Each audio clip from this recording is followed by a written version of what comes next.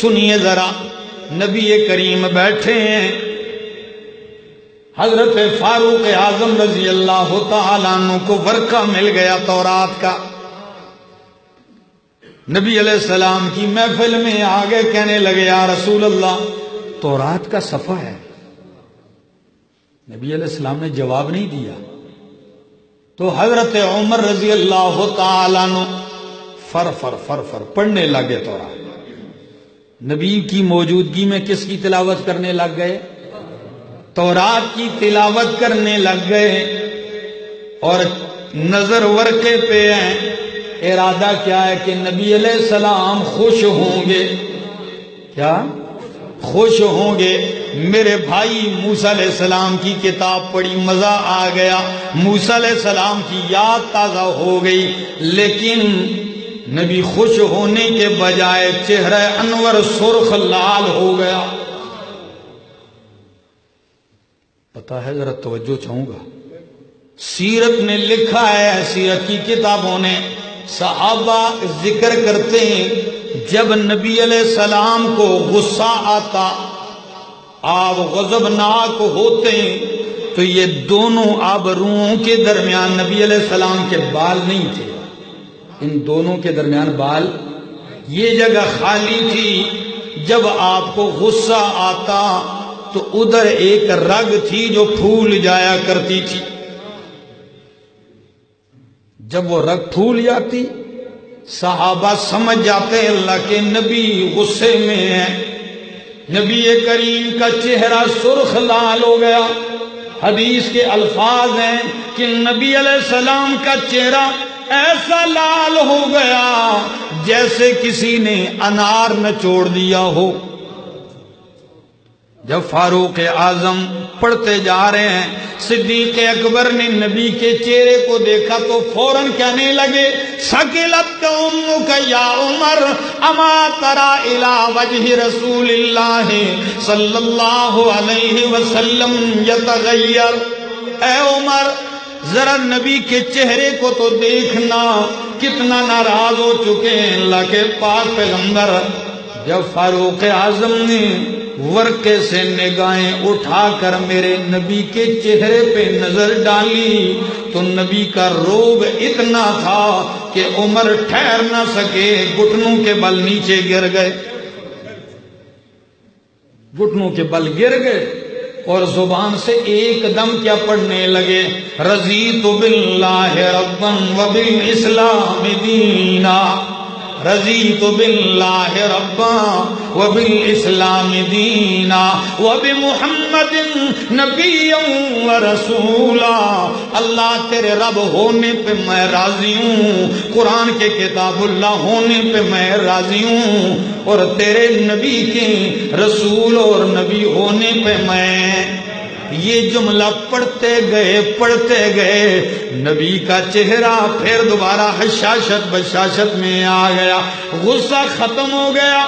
فرمایا سن لو میرے یارو، لو بدأ لکم موسیٰ واتبعتموہ وترکتمونی لظللتم عن الہدی۔ موسیٰ کے رسول ہونے میں کوئی شک نہیں ہے، موسیٰ کے کلیم اللہ ہونے میں کوئی شک نہیں، لیکن آج اگر موسیٰ علیہ السلام آ جائیں اور تم میری طرف سے چہرہ پھیر کر ان کے پیچھے ہو جاؤ تو لَظَلَلْتُمْ عَنِ الْهُدَىٰ، اللہ تمہیں ہمیشہ کے لیے گمراہ کر دے گا۔ کیا کر دے گا؟ اور اگلا جملہ سنیے کیا فرمایا، فرمایا لَوْ كَانَ مُوسَىٰ حَيًّا۔ ذرا اس جملے کو غور سے سنیے، لَوْ كَانَ مُوسَىٰ حَيًّا، اگر موسیٰ علیہ السلام بھی بالفرض آج زندہ ہوتے تو لما وسعہ الا اتباعی، ان کو بھی کوئی چارہ نہیں تھا سوائے میری اتباع کے۔ اگر آج وہ ہوتے تو وہ بھی کس کی اتباع کرتے؟ میری اتباع کرتے۔ نبی کریم نے فرمایا نبیوں سے وعدہ لیا گیا لَتُؤْمِنُنَّ بِهِ وَلَتَنْصُرُنَّ۔ تو پھر آیت سے ایک مسئلہ اور بھی حل کرتے جائیں، امام ابن کثیر رحمہ اللہ تفسیر ابن کثیر میں اور البدایہ والنہایہ میں، حافظ ابن حجر اسقلانی رحمہ اللہ الاصابہ کے اندر، امام بخاری، کئی محدثین مفسرین علماء فرماتے ہیں یہ آیت دلیل ہے کہ نبی کے زمانے میں خضر علیہ السلام موجود نہیں تھے، وہ نبی کے آنے سے پہلے کیا ہو گئے؟ فوت ہو گئے۔ یہ لوگوں کی قصہ کہانیاں ہیں کہ جی خضر علیہ السلام کی ڈیوٹی سمندروں پہ لگ گئی ہے، سنا ہے کہ نہیں؟ ان کی ڈیوٹی کہاں لگی ہے؟ سمندروں میں۔ کوئی راستہ بھول جائے راستہ دکھاتے ہیں، اور کئی لوگوں کو آپ نے سنا ہوتا ہے نا، کہتے ہیں جی خضر علیہ السلام عید کے موقع پر، خوشی کے موقع پر نیک لوگوں سے ملاقات کرتے ہیں، مصافحہ کرتے ہیں، سنا ہے؟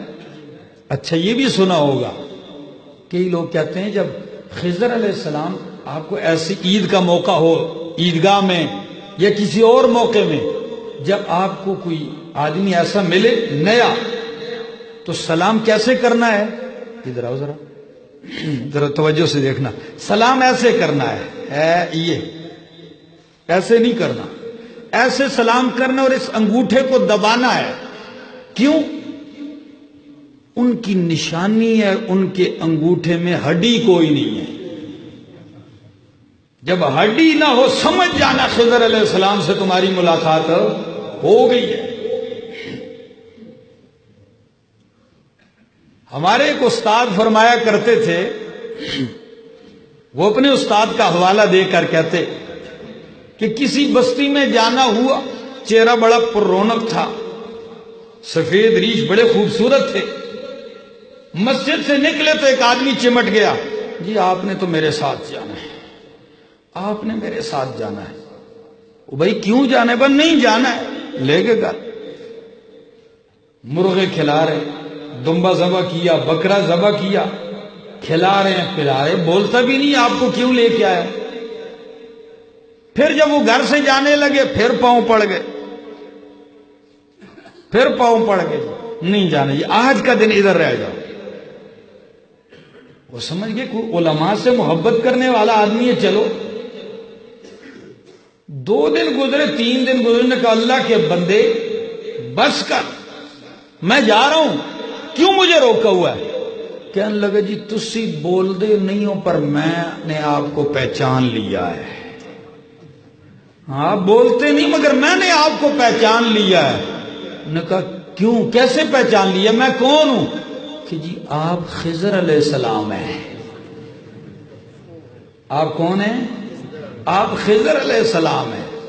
لہذا اب میں پیٹھ آپ کی طرف کرتا ہوں، ذرا میری پیٹھ پہ 2-3 تھپڑ لگا دو محبت کے، برکتیں اتار دو۔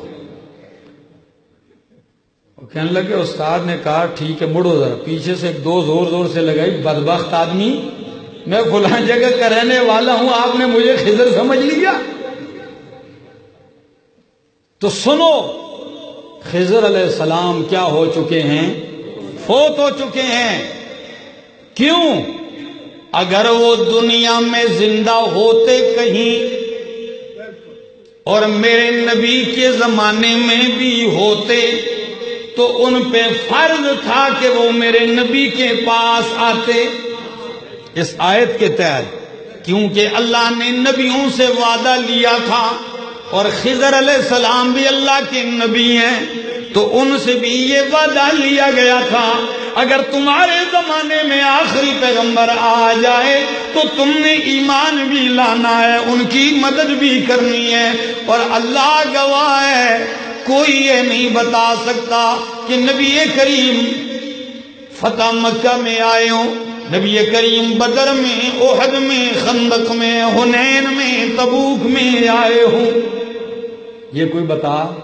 اور نہ ہی کوئی صحابی یہ کہہ سکتا ہے کسی نے کہا ہو کہ جی بدر والے دن ہم نے خضر علیہ السلام کو دیکھا تھا۔ تو پھر آپ سے پوچھ سکتا ہوں، جب وہ نبی کو ملنے نہیں آئے تو آج کل کے لفنگوں کو ملنے آئیں گے جی؟ نبی علیہ السلام کے پاس تو نہیں آئے ملنے، اور میرے اور آپ جیسے لوگوں کو مسجد کے باہر کھڑے ہوں ملنے کے لیے۔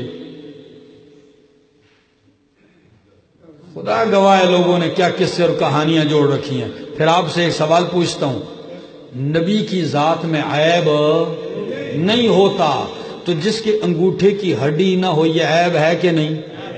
تو یہ اپنے الو سیدھے کرنے کے لیے نبی کی ذات میں عیب مانتا ہے۔